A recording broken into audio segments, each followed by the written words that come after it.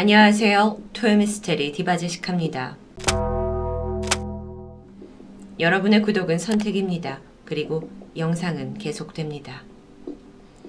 브라질의 수도 상파울루. 이곳은 남아메리카 최대의 도시이자 브라질의 비즈니스와 무역의 중심지죠.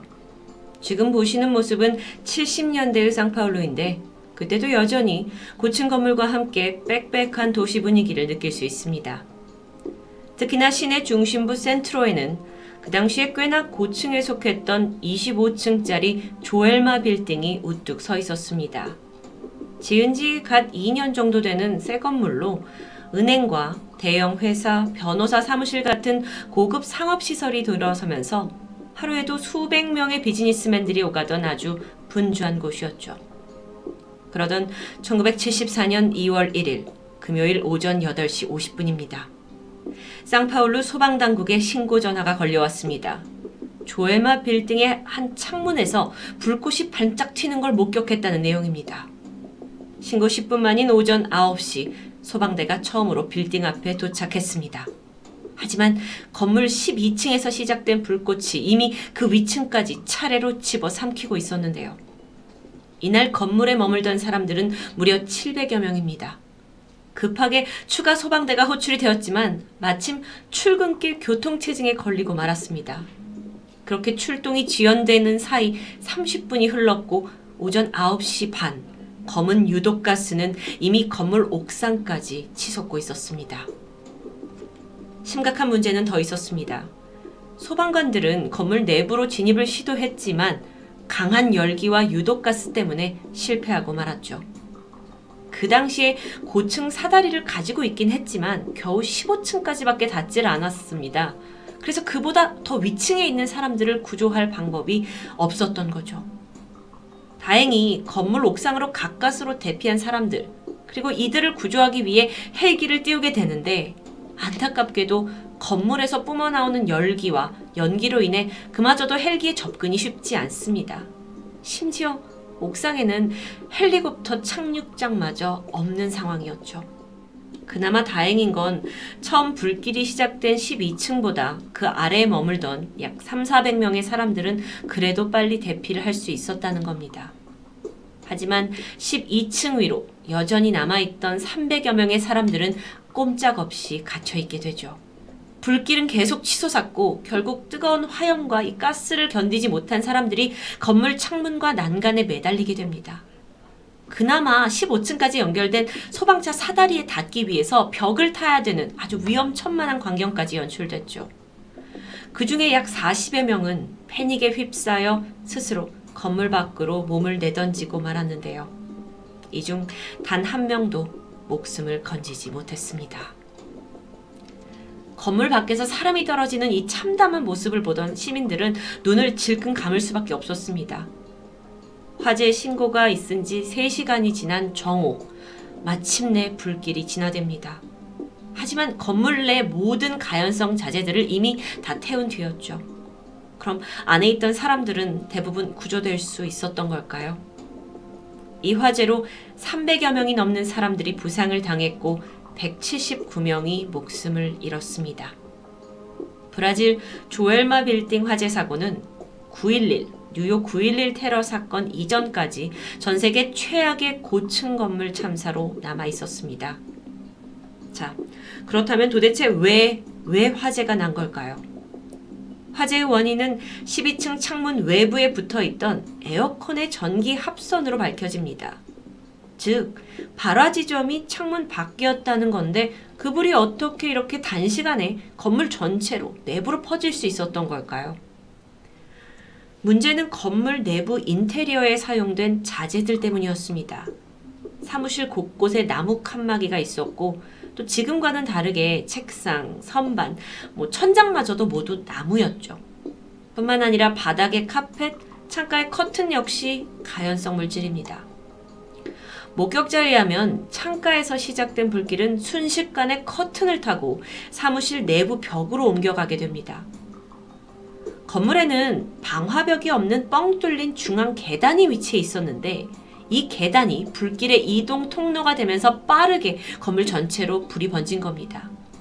아니 근데 아무리 가연성 물질이 많더라도 화재가 났다라는 걸 빨리 알려주게 되면 비상구를 통해 대피할 수 있었을 텐데요.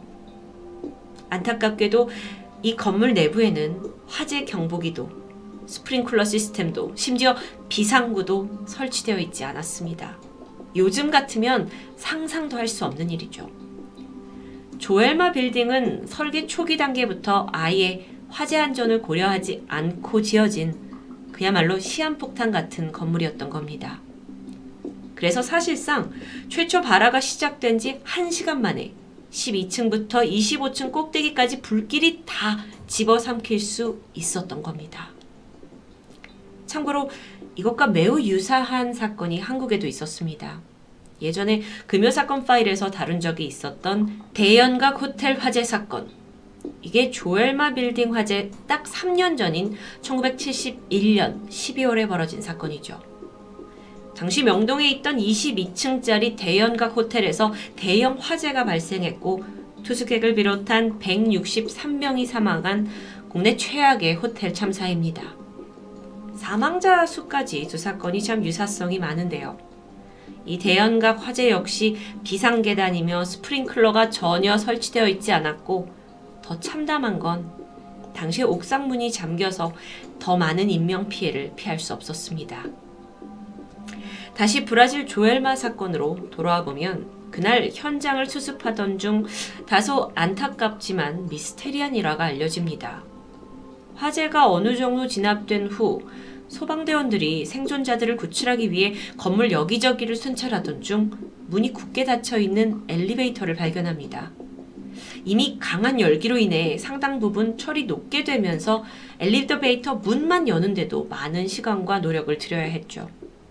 그리고 마침내 문을 열었을 때 끔찍한 장면이 연출됐습니다. 한 무리의 사람들이 엘리베이터에 갇힌 채 서로 뒤엉켜서 숨져 있던 건데요.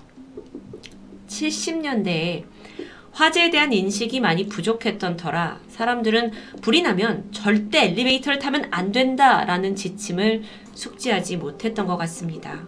이들은 그저 더 빨리 탈출하기 위해 너도 나도 엘리베이터에 올라탔지만 결국 열기와 가스가 그 안에 차면서 사망하게 된 겁니다. 소방대원들은 그곳에서 총 13구의 시신을 수습합니다. 그리고 미스테리한 건 지금부터죠. 지금까지도 그 13명 중 누구의 신원도 밝혀내지 못했다는 겁니다. 물론 당시는 유전자를 분석할 만한 기술도 부족한 상황이었어요.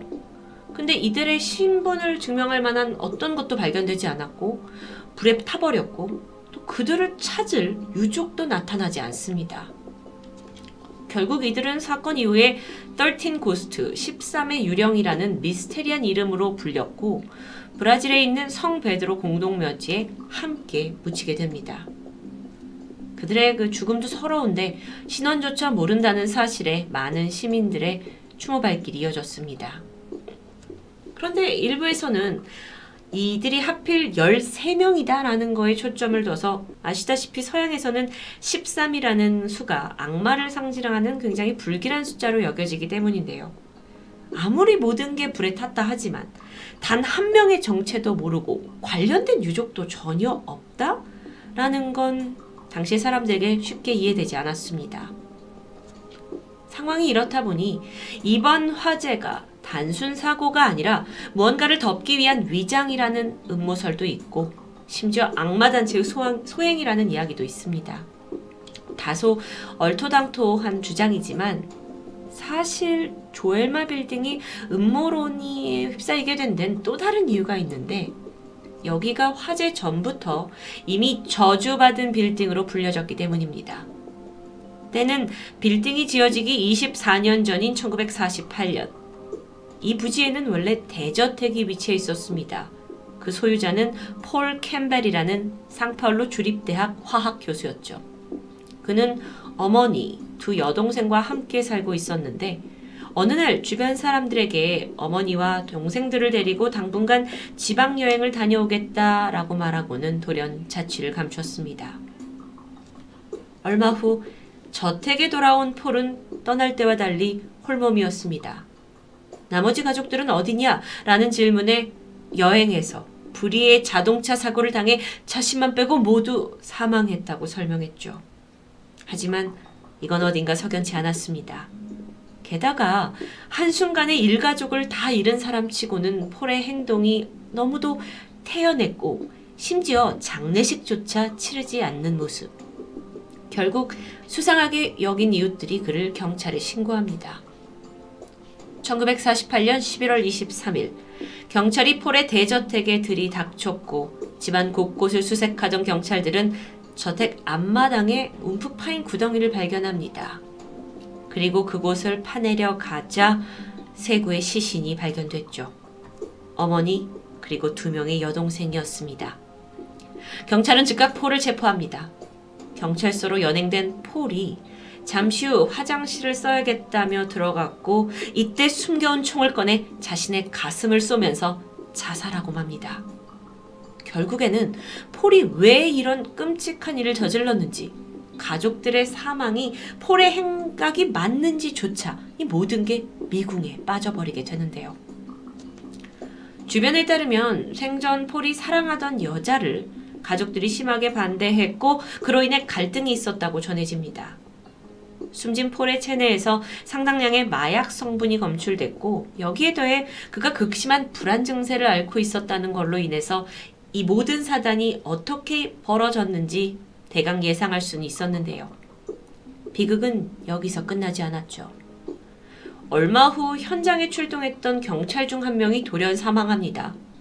원인을 알아보니까 이 가족들의 시신을 수습하던 중 경찰 한 명이 알 수 없는 세균에 감염된 거라고 알려지게 되죠.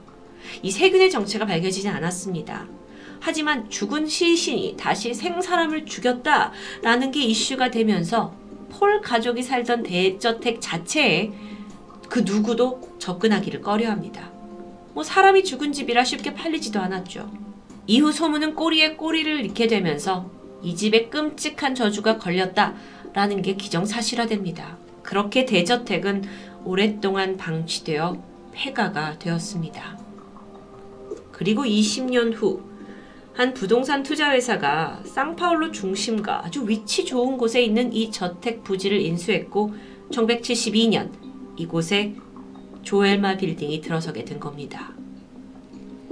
지난 20년간 이 저택, 이 부지가 어떤 소문을 겪었는지를 알고 있던 그 주변 사람은 어딘가 건물이 지어질 때부터 찜찜했다.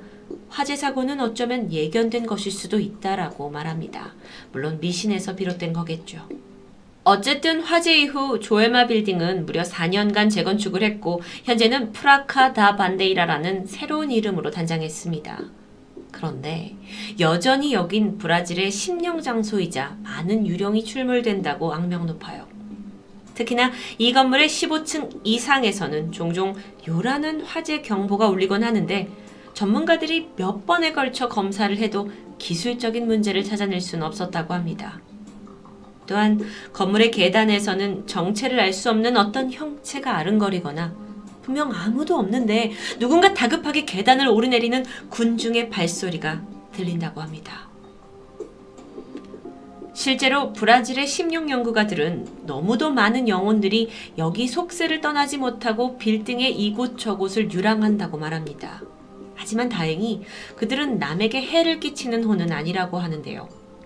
어쩌면 이런 영혼 유령설은 수많은 인명피해를 고스란히 감당한 공간에서 당연한 이야기가 아닌가 싶습니다. 한편 조엘마 빌딩 화재는 브라질뿐만 아니라 전 세계 고층 건물에 대한 화재 안전 규정을 시작하게 한 사례로 전해집니다. 사건 이후 미국은 높이 23m가 넘는 모든 신축 건물에 화재 대피를 위한 옥상 헬기장을 반드시 설치해야 한다는 규정을 제정합니다. 전 세계 고층 건물 참사 중 하나로 꼽히는 조엘마 빌딩 화재 사고. 지역 사람들의 믿음대로 오래전부터 그 땅에 전해져 내려오던 저주일까요? 혹은 화재에 대한 사전 지식과 안전망만 있었더라도 충분히 예견하고 막을 수 있었던 인재일까요? 토요미스테리 디바제시카였습니다.